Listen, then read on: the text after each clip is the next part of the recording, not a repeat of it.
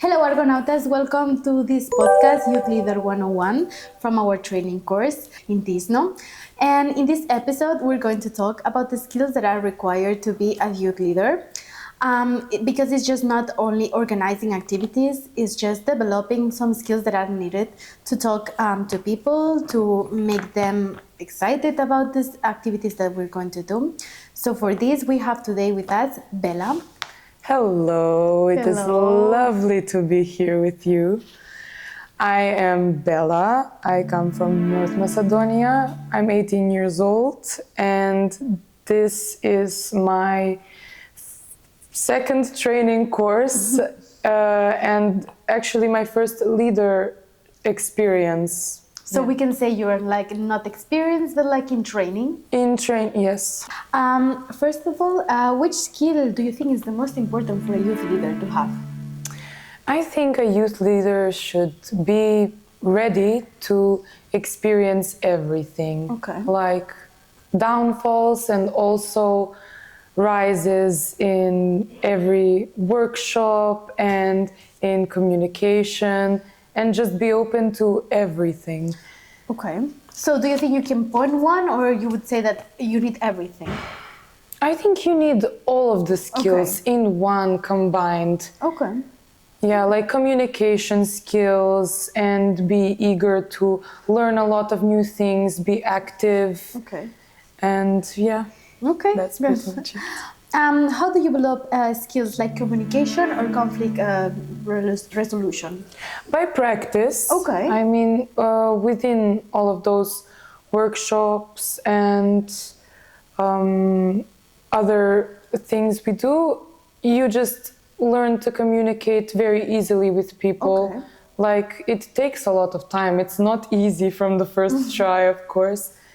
And everything with that, it just comes, it's very general, Yeah. but it is true that it all comes by practice. Practice makes perfect, as Yeah, they say. definitely. Yeah. And would you be able to tell me like an example of how you implemented these skills in real life? In real life, oh yes, Okay. it is very important to implement them in your friendships, relationships, in your workplace or schools. Like, you can improve your communication skills and actively listen, because that is even more important than just talking. Yeah. And even when you are bored, you can use all of the energizers, or maybe implement workshops with your friends, like when you are going out and about and you don't know what to do. It is very fun to play the games with them too, and to share all of the moments that you gain from all of these exchanges. Yeah. Okay. And so we were talking about making conflict resolution, like controlling them. How do you handle like conflicts between young people? Conflicts between young people are easily resolved with a lot of patience and understanding, because a lot of people can have their own issues and their own preferences, and a conflict can appear whenever. And you need to be ready to not be biased, of course, to not take sides, and to be just neutral, and to have a calm approach, and to try and talk openly to both of the people, or even if it's a bigger group. And I think it is going to be resolved within time. Okay. Do you have any experience that you have seen that these skills have really worked? Yes, of course. Like on the youth exchange, in like many situations, it happens that there's an intercultural clash, maybe, when they just can't understand themselves, or they feel inferior or superior one to another. And somebody might say it's a very childish thing, but it's not. It's very normal. It happens. And it's important that you have an understanding and you just say, okay, we can resolve all of this. We just have to talk about it. And Okay. yeah. Okay, nice. So, if you had here a new youth leader that wants to be in this world, which would be like the first thing that you would tell them to focus on to develop these skills?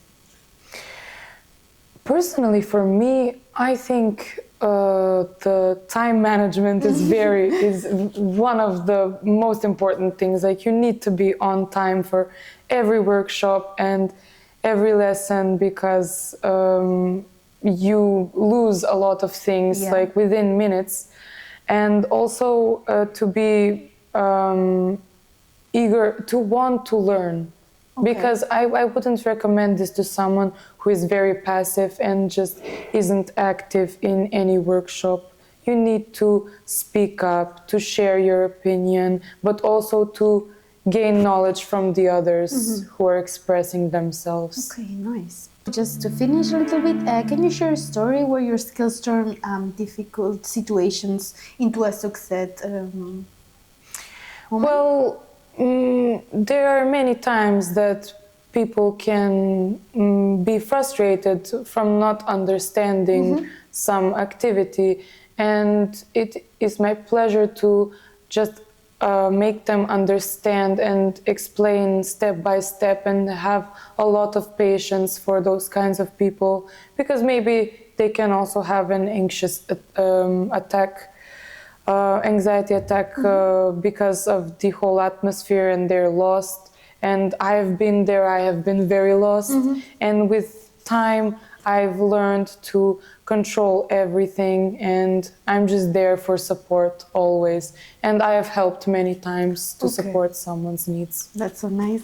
Yeah. And so to finish, can you summarize a little bit of those skills that we have taught? Because you have mentioned time management, flexibility. So for someone who really don't know about anything about youth leaders, can you make a list of those skills that you really need?